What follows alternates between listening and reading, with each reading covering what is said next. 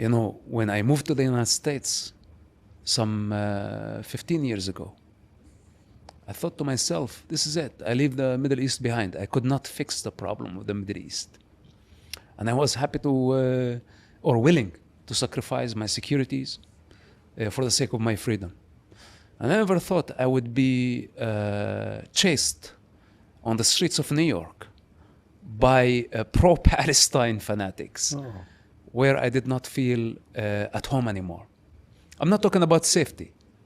I'm just talking about being in an environment that I tried to depart from, choosing America for what the word stands for, America, to now to see it being hijacked gradually by the name of Palestine, the calls for intifada, globalizing the intifada. It takes me back to the 1987, where basically everything started as a romantic chant, then later on it became total chaos. And here we are living the consequences of such indoctrination. Now people in America, we're trying to tell them we lived it. Don't repeat the same mistakes. Big difference between the theory and the practice. The victim narrative of the Palestinians, which based on self-inflicted trauma. Then be careful. The moment you start adapting this mentality, you are going against the American spirit, which is resilient, does not believe in victimhood. You fall down, you make a mistake, you rise up, you fight the good fight, and you create whatever you can within your potential. And now we see it going backwards. Instead of bringing America to the Middle East, we brought the Middle East to America. Tell me, how you see the Palestinian Authority? Part of the Israeli politician and even the intelligence said Abu Mazen Sharik is a partner. It's okay. What do you think about the Palestinian Authority? The Palestinian Authority pose an existential threat to the state of Israel and to the stability of the region. And as you see today, they have been playing a global game. Their interest is not a Palestinian statehood. Their interest is a global status. And the conflict gives them significance. And when I say they, I mean the PLO, the Palestinian Authority. Hamas, a narrow-minded group of people that it's much easier to counter. But my problem with those globalists who know how to play the big game, that they use the suffering of what's so-called Palestinians to build a global empire. And as you see, they are spreading. The Palestinian Authority used the international aid and the donors' money that was meant to build infrastructure, to educate the new generation, to create peaceful generation, to help the local economy. Instead of spending hundreds of millions of dollars on this purpose, they have been spending most of their budget on a global game, where they have their embassies, their delegations, incitement, recruiting fifth column in Europe, in the United States, and Australia to spread false narrative and false accusations of apartheid, genocide, ethnic cleansing, occupation. And all these accusations are actually in violation to the Oslo Accords, which basically does not mention any two-state solution, does not mention anything about occupation. It's negotiations in good faith towards peace. And the Palestinian Authority failed miserably reaching that goal. Beginning of pay-to-slay program, funding terrorism, then incitement, then recruiting a huge army of diplomats around the world. Just think of their budget. You know, they are totally dependent on the donations of the West. Why they should have embassies all over the world? How much money we are spending on such operation, and what's the goal? The goal is to delegitimize Israel, because this is how the Palestinian Authority gets legitimacy. They cannot get legitimacy through building a nation, through being an example of a constructive example of transforming a revolution into a nation which could qualify eventually to statehood. They are doing totally the opposite. And this is a very, very dangerous game that they are playing. And I wonder what would satisfy their ambition. I'm afraid a statehood or even the destruction of the state of Israel is not going to satisfy their ambition. Wow. I don't like the word solution, but what should Israel do with the Palestinian Authority as an interim stage, as an interim step? So the Palestinian Authority's function is the governing authority for the majority Arab cities in Judea and Samaria. And I don't mind this. They can keep the security, they can build economy, they can provide education, civil administration. But to become a hostile entity. That would continue on clashing with a totally developed country, a democracy that has Arabs, Jews, Christians, Druze, and many other ethnicities and religions, is suicidal, and it will never lead to peace in the region. So they must know their position and their status. Why Israel allowed them from the beginning to enter here? And that was peacemaking, not continuous attempts to defame and to delegitimize Israel globally by spreading lies, manipulating Western values. So this is a very dangerous game, and I think there is no fruitful result out of it. This is what the world don't understand, that the Muslims in the Middle East, they find in Israel as a common enemy. And when they are not fighting against Israel, they fight against each other. This is the reality of Lebanon. Now Hezbollah in Lebanon, which is Shia in general, don't want to drop their guns. They don't want to disarm. And I don't know how the Lebanese government is going to deal with this problem. And it could lead eventually to some clashes. It could be a civil war, especially that it's all extreme religious minorities that are totally conflicted with bloody history, that revenge is still there. The entire region is sitting on a volcano and it's constantly changing. When you talk about Jordan exists only of migrants.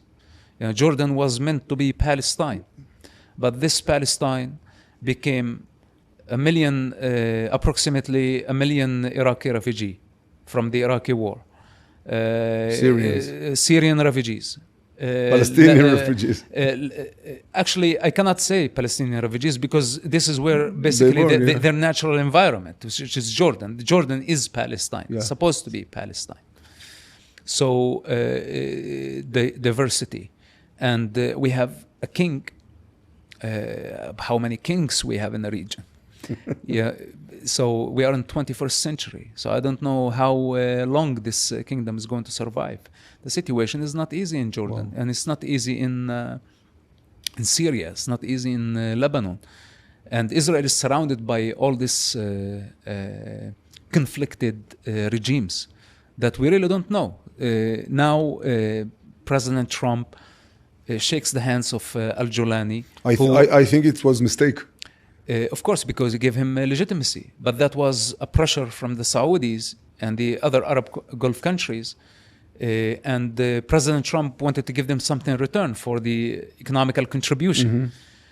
So this is where the free world has to compromise because of financial interest. A very, very dangerous game of what's happening. And things are happening also very fast. So we may think that Syria came to, let's say, to a settlement. That's not true.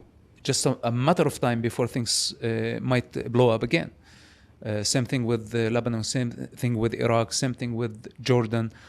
And even Egypt, when we talk about 10 million Copts or more than that, been under the majority Muslim persecution, with the Muslim Brotherhood as a very powerful movement, and a dictator who's actually is the worst Egyptian dictator so far, even though he's pleasing, let's say, the world leaders to keep things under control. But how he's executing that? He's executing it with an iron fist. Well, this is problematic. Sooner or later, it's going to blow up. That was my next question about Sisi. He's as well a threat to Israel. We have a peace treaty, but look what happened in Sinai. Yes, well, look what happened in Gaza. He kept Gaza bleeding, blocking the border. That continue to the Palestinian problem will continue. Worse than this, he allowed Hamas to smuggle weapons under his watch for almost 17 years. You think he's part of the problem, and today he's not taking responsibility at all. He even not open the border for immigration, the guys who want to go out. Yes, against the international law, the Geneva protocols. When there is a war, political borders should not get in the way of civilians to escape to safety. And I've been saying this from the beginning of the war. Open the border. You and I understand the reality of a society that has been hijacked by terrorists. They weaponized the civilians, and they used them as human shields. They wanted to sacrifice more and more civilians for global sympathy. And Sisi understands Hamas game, but he allowed them to proceed. And the international community allowed them to proceed in this massive slaughter. They had the opportunity to take this card from Hamas from the beginning, to allow the civilians to cross to safety, even in temporary villages, camps, until combatants deal with combatants. Hamas cowards hide behind civilians, and they haven't been fighting an honorable fight. And the civilians had to pay very high price. So with that said, I see in Egypt that it's complicit in this crime, and that they are part of the problem, not part of the solution. And I don't know how long it's going to take the United States president to apply pressure on Egypt, especially that Egypt receives American aid, $1.3 billion annually. The United States has some saying to tell Egypt, you have a responsibility towards the Gazan civilians. Hamas is going nowhere. They keep the hostages. Evacuate the civilians to safety. Otherwise, the bloodshed will continue for eternity. Look, if there is anything about this culture that I don't like, their hatred against dogs. Because dogs are one of my favorite animals. Really? And I cannot, they are the friendliest. And I can rely on them in many things. I love dogs. And I was not allowed when I was young to own a dog. When I brought There dogs, is Bedouin with dog. What a problem. Bedouins should they have dogs. Why Falah don't it's not can only get falah. it? I mean, anybody who's believing in Islam, they think dogs are unclean Filthy. animals. They don't allow them inside the house. So they told you in the house don't raise a dog? Yes, they didn't allow me to bring a dog into Oh. the house, and I always wanted to have a dog, and I befriend so many dogs, street dogs, and unfortunately they used to kill the dogs, like a municipality. I would wake up in the morning on my way to school, I would see dozens of dogs poisoned, Really?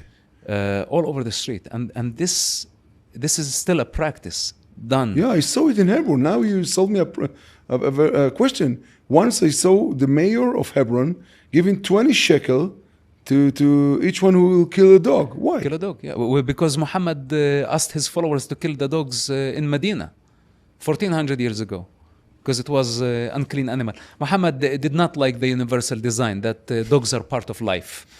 So many Muslims see it that way. When you don't have compassion towards dogs, when you don't have compassion towards non-Muslims, when you don't have a positive perception of life, you know, in Judaism, you know, Moses told his followers that God laid before you life and death. Choose life. Choose life. ובחרת בחיים. This is our Parashat Shavua. This Yes. we're going to read. It's a very, very beautiful thing that had also impact on my life. The essence of Israel, to choose life, while the other side praising suicide bombing. You know, for my crime, that I opposed their violence. My crime that I said no to suicide bombing attacks, no to targeting civilians indiscriminately. And they made me into a traitor, and they put a death sentence over my head. And they took all my securities. They shunned me. So what does that tell you? And today is the same thing. Anybody who tried to question the Palestinian violence become immediately a criminal or a genocidal or a child killer. Or Islamophobic. And we tell them, you know, all these crimes that you see in Gaza is basically committed by the same enemy, and that is jihadists and Islamists. Palestinianism, the very foundation of Palestinianism, relies on jihad. It's all about jihad concepts. They use the name Palestine because it's fancy. But at essence, Palestine and Islam are very similar. Two non-existential entities. One relies on the destruction of Israel, and the other one relies on the destruction of civilization. Not only Western civilization, all civilizations. If you go to India, you are going to have the same problem. And the problem is Muslim versus Hindu, Muslim versus Christian, Muslim versus Jews. And yes, religions can clash, but Muslims are the only religion, or Islam is the only religion, that points out the Jews in their holy book more than 42 times. Mm-hmm. Well, this is a problem. And the world is in denial. Say, no, this is for Palestine. And we tell them, no, Hamas does not believe in Palestine. Yasser Arafat did not define the borders of Palestine. When he declared the independence of Palestine in 1988, they asked him, what are the borders of this Palestine? He said, wherever Palestinians are is Palestine. Wow. So now all these people who have been indoctrinated on Palestine in the United States, in Europe, everybody swearing by the name of Palestine, they are all Palestinians. So Palestine is global right now. And it's not coincidental that they chant globalize the Intifada. Mm-hmm. What does that even mean? And if their fight was only for land and for borders, they would fight within those borders. Say, this is a legitimate fight for our land, right? But since the beginning of the Palestinian movement in 1964, we have witnessed global terrorism, commercial airline hijacking, targeting the Olympics, killing diplomats. They killed the U.S. ambassador in Khartoum. In the Olympic Games, aircrafts, all over. Like for example, Yasser Arafat,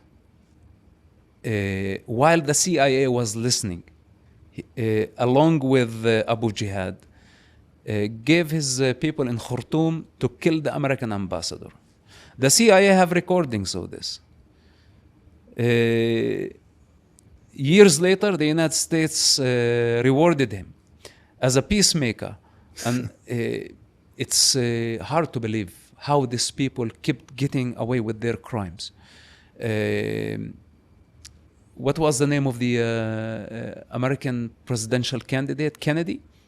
Kennedy was assassinated. He was assassinated by Palestinian. Yeah. Sarhan. Sarhan.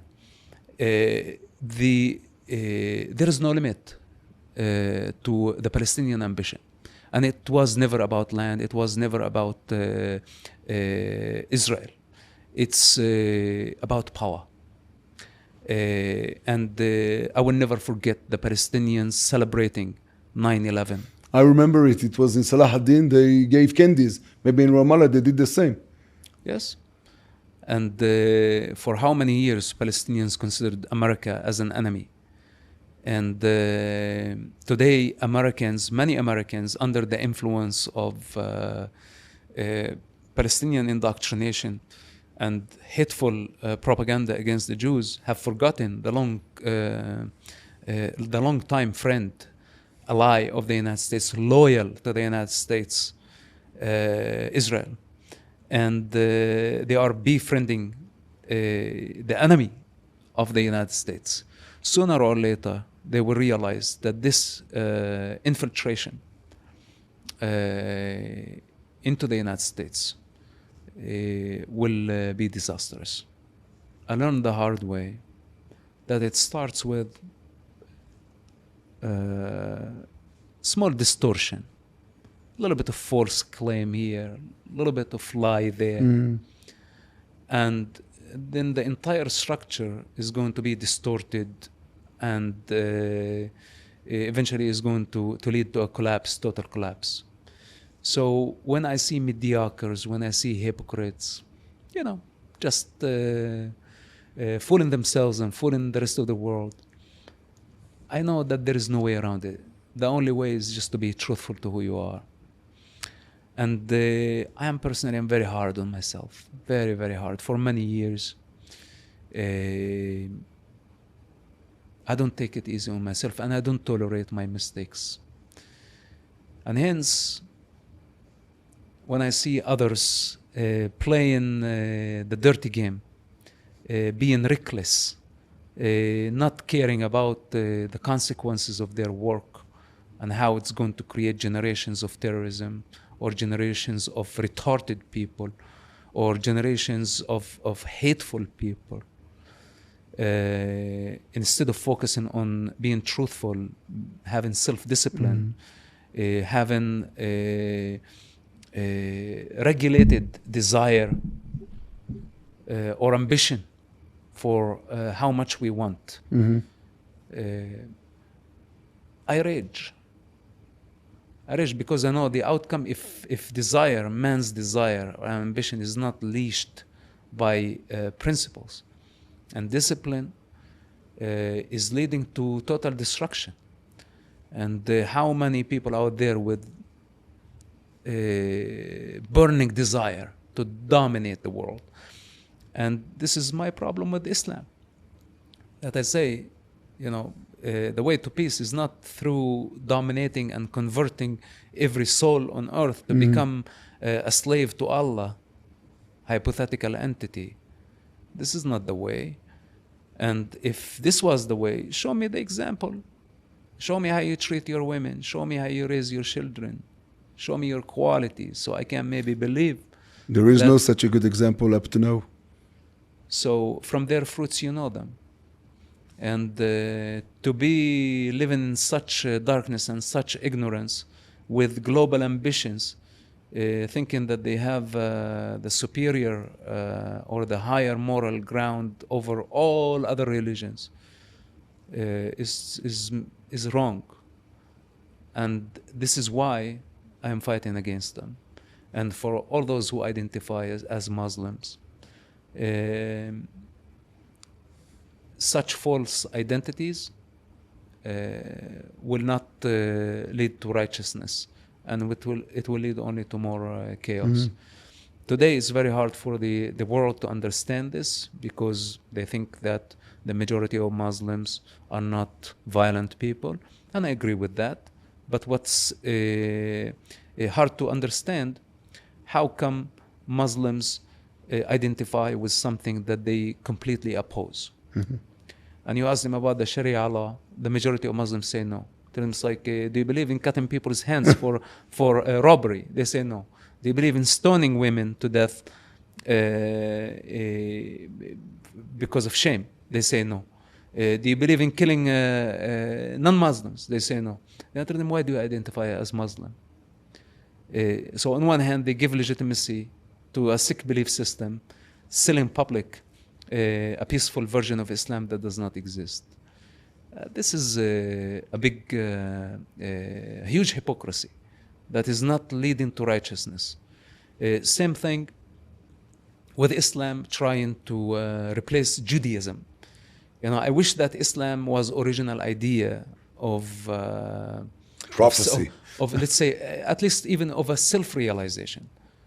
So many enlightened people came to a certain realization that shed light on life, and they transformed their society without the claim of being God's messenger.